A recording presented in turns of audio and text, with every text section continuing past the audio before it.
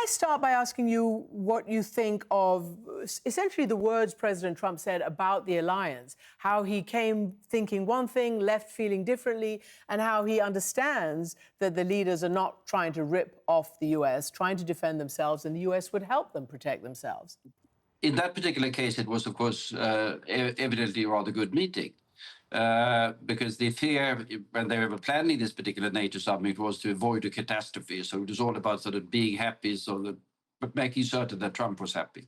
And that evidently succeeded. And that's a good thing, that NATO did not end with a crisis meeting of the sort that very many feared.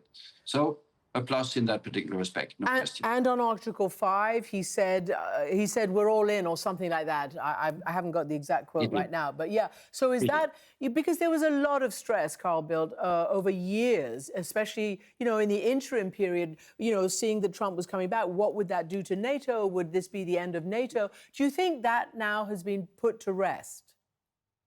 Not necessarily. I mean, what's going to be critical if anything happens, what happens in that particular situation. If there is a Russian threat now we have the big Russian threat to Ukraine, which I think should be the pure focus of even NATO these days, but say that there is a threat to one of the NATO countries, then I think the exact circumstances of that and our Putin maneuvers with Trump will decide very much what happens. Mm-hmm. But of course, it is good that he said what he said, because that could be a starting point for dealing with the actual situation. But there's still an element, to put it very mildly, of unpredictability to Donald Trump, which is somewhat unsettling. Let's just talk again about the sort of the atmosphere around the summit. So there was a lot of attempt to appease Trump, to please Trump. Even Marco Rubio, his own Secretary of State, called it the Trump summit. And as you know, Trump posted what, I don't know, maybe was private messages from the NATO Secretary General, Mark Rutte, to him, praising him for the Iran situation, I mean, in very flattering language. And you then wrote on X, flattery is evidently the new bond of the Atlantic Alliance. I guess it replaced the more outdated concepts of common values and common threat perceptions. Do you worry about that, or is it just smart politics for all these leaders to not want to anger Trump? You remember there was a in his first term, there was a summit that nearly crashed and burned. They've got his number, and this is how they behave, and they get him to do things that they want him to do.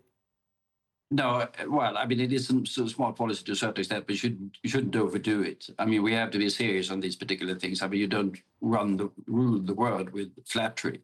And I would, of course, have liked to NATO to focus somewhat more on what actually should be done to counter the Russian threat in Ukraine, what should have been done to increase support for Ukraine, both American support, which seems to be declining, if I talk about military and financial support, and what needs to be done in order to beef up the European support. Because for all of the rhetoric about sort of doing things for the defense of Europe, fine, excellent, good, 3.5 in 10 years' time. But everything's going to be decided by what happens with Ukraine in the next few years. And that is where the attention should be. And that's where Mr. Trump has been, to put it in diplomatic terms, somewhat less than impressive. Yes. Now, you said 3.5, but it's actually 5. It's gone up to 5% in 10 years. No, well, it's all difficult. I mean, it is 3.5 in defense spending, in military spending, to be compared with the 2 or whatever we have these days. Then they, in order to please President Trump de facto, they adopted his 5%, which he talked about when he got elected. And they said there are quite a number of other things that you do in society that is good for sort of military mobility and resilience or whatever.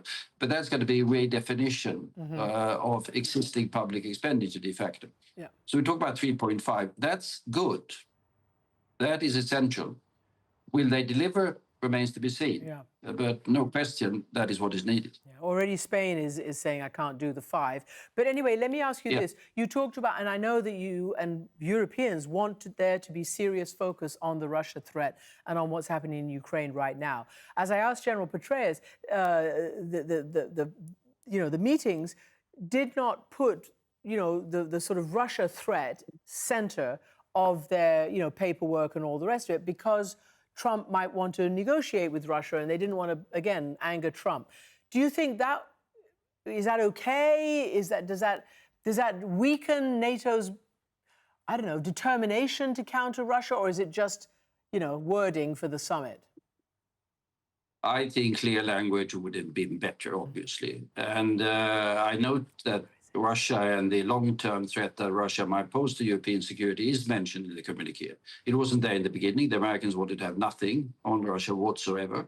And I really fail to understand this tendency of the Trump administration. I mean, they didn't want to call it an invasion. They didn't want to call it aggression. They voted with Russia against the European Union on Ukraine in the United Nations. And they did all of this in order to say, because they said we need to negotiate with Mr. Putin. And for that, they got absolutely nothing in return from Mr. Putin. He refused the ceasefire, and he has intensified the bombardment of Kyiv and the Ukraine cities. Mm-hmm. So all this soft peddling on language and soft peddling on Russia has been producing absolutely nothing in terms of result. Even Trump expressed frustration, as you heard. But yesterday, but frustration is policy. No, frustration is not policy. Yeah, I hear you. Yesterday at the summit, I spoke to the Canadian Prime Minister Mark Carney, and I asked him about this issue: U.S. support for Ukraine. Here's a little of our conversation. If the United States walks away, don't you think Russia will win? No. The short answer, no. Really? I don't think, can you make up for the weapons that... Well, we can't fully make up, but we can... first off, I don't think the U.S. is going to, quote, walk away. Are you going to try to persuade Trump to keep supporting Ukraine militarily? Militarily? Yes, absolutely. This is about rule of law. It's about territorial integrity. It's about support for democracy. Your reaction? That's a pretty strong comment from the Prime Minister. No, I think he's essentially correct. I don't think the United States is going to disappear completely, but I think it's realistic to anticipate that there will be reduction in U.S. military presence in Europe.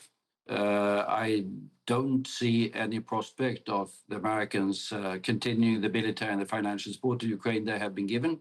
I don't see any sign of them agreeing to further sanctions so far. If President Trump is frustrated with President Putin,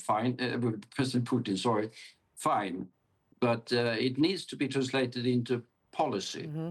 And so far, we have, to be quite honest, we've seen President Putin being fairly successful in fending off President Trump and in bending his policies and adjusting his policies to what have suited more the Russian agenda of continuing the war instead of a ceasefire. Can I just ask you about the Iran strikes? I know you tweeted and posted that you thought there was an amount of you were quite outspoken, amount of, I think, hypocrisy in the wording and the decision to strike. But I just want to ask you about the politics and the day after, because Trump implied that sanctions, might be alleviated. He basically said, why shouldn't China buy oil from Iran, because Iran needs to, to rebuild its country. Then he said that U.S. and Iranian negotiators would meet again next week. How do you read through all of that, and what do you think is the best outcome from this, possibly? Well, at the end of the day, but that's going to take some time. You need some sort of political accommodation, some sort of political settlement, or whatever you call it. I mean, we had the JCPOA, which could have become something. We had a negotiation in the beginning of this year, which started off as could have been something, with positive noises both from the US and the Iranian side. And that was blown up. But now we are in a new situation. And very much is going to be dependent upon what happens, as you pointed out in your discussion with General Petraeus, what happens in Iran. Will they say that we were bombed by two powers that have nuclear weapons, but no one bombed Pyongyang, and draw some conclusions from that? Or will they say we are bombed, but we really don't have much of an option, and we seek some sort of accommodation? And with America, will Israel accept that? I think there's a lot of very careful and complicated diplomacy that is needed in order to see where this ends up. Carl Bildt, as always, thank you so much for being with us.